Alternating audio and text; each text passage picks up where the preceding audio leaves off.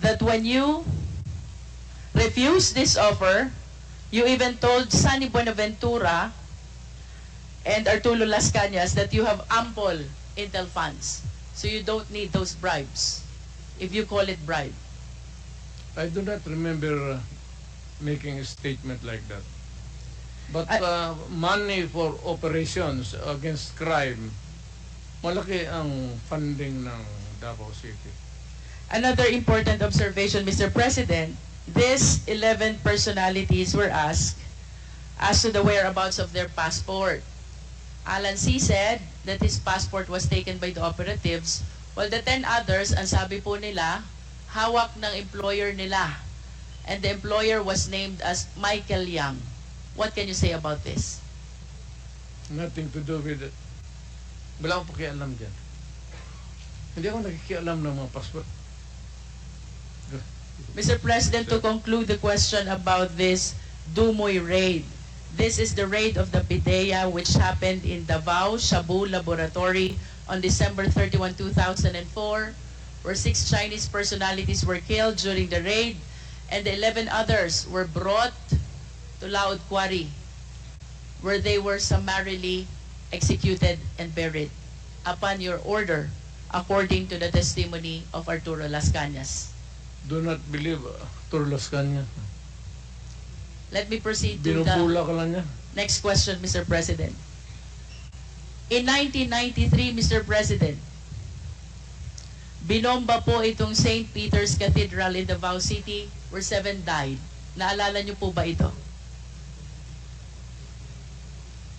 And according to Arturo Las Cañas, Mr. Chair, point of order. What was I the would like rule to that find was out excuse me, if Attorney Delgra is coaching the President, because she has been whispering in the ears of the former President. What to find out? Attorney Delgra, please refrain from coaching. The President is able to answer all these questions being asked He's of him. advising me. And About my you're legal only rights. limited to advising Legal your client rights. with his rights. Nothing more, nothing less. He's I a hope lawyer. you follow the rule, Attorney Delgra. Please He proceed.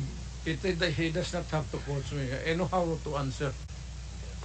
Mr. Chair, 1993, binomba po ang St. Peter's Cathedral, Davao City, where 7 died. Nalala niyo po ba ito, Mr. President?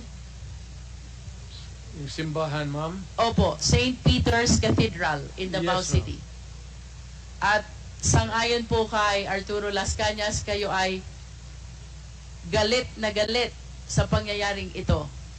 Sinong hindi magalit, ma'am? At dahil po sa inyong mahigpit na galit, ay inorderan nyo po itong sina Las Cañas na bombahin ang mga moske, kasama po ang Kamamara Mosque at Bancorehan Mosque. What can you say about this? Crazy, ma'am. Do you know that my mother is a Muslim? That's an idiot statement.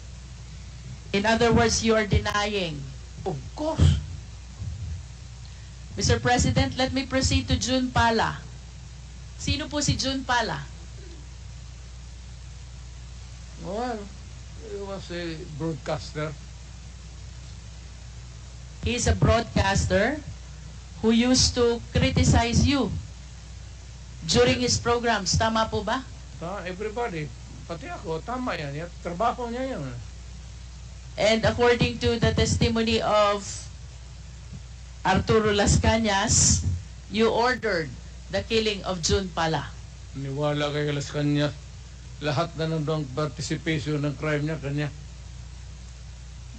There's a pattern, you know. Look at the pattern of the crimes. Kanya lahat ng ano. Do you believe that as a policeman? Would I? Would I? Kanina po, Mr. President, I started my interpellation with acknowledging your courage in taking full legal responsibility to all the victims of war on drugs, and you said both legal and illegal. The reasons why I asked about Laod Quarry, where human bones were found. The reason why I asked about the Dumoy raid where 11 Chinese personalities were summarily brought and killed to Laud Quarry.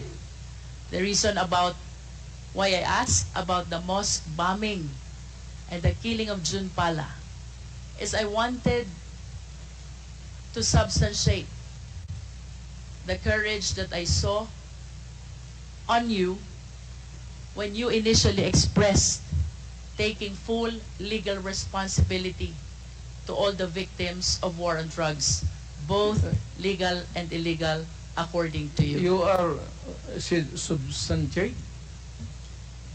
Yes, Mr. President. Where's the proof? Mr. President, I'm anchoring my questions about the separate incidents from your initial statement that you are taking full legal responsibility Yes. to all the victims of war on drugs. You said both legal and illegal. Yes. Mr. President, you are a long-time prosecutor, correct? And of course, it is very fundamental upon us, all lawyers, the Yeah. requirements of due process. We are zeroing in on a particular individual now. Due process is the law which hears before it condemns. Due process is the law which requires notice and hearing. If you say so. Mr. President, I hope that we will be reminded that by due process, the end does not justify the means. Kanina po, tinanong din po kayo ni Honorable Brosas about the number of the victims of war on drugs.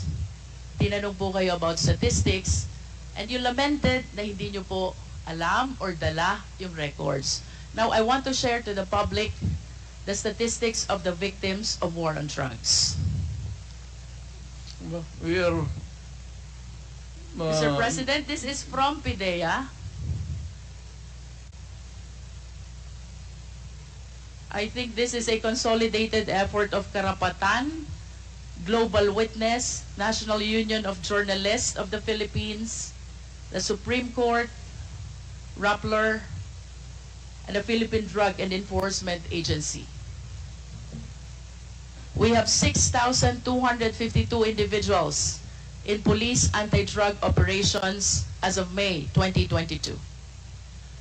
27,000 to 30,000 individuals, including those killed vigilant style. 427 activists, human rights defenders, grassroots organizers as of December 2021. Land and environment defenders as of December 2020, 166. Journalists, media workers, as of April 2022, 23 victims. Judges, lawyers, prosecutors, as of December 2021, 66 victims. And mayors, vice mayors, as of December 2021, 28 victims, Mr. President. Mr. President, my question is, when you implement war on drugs, did you strictly comply with the requirement of due process? Yes. Mr. Chair, I will wrap up. Thank you, Mr. President. Mr. Chair, it is my humble submission that contrary to the answer of the former President, I humbly believe that the former President and his war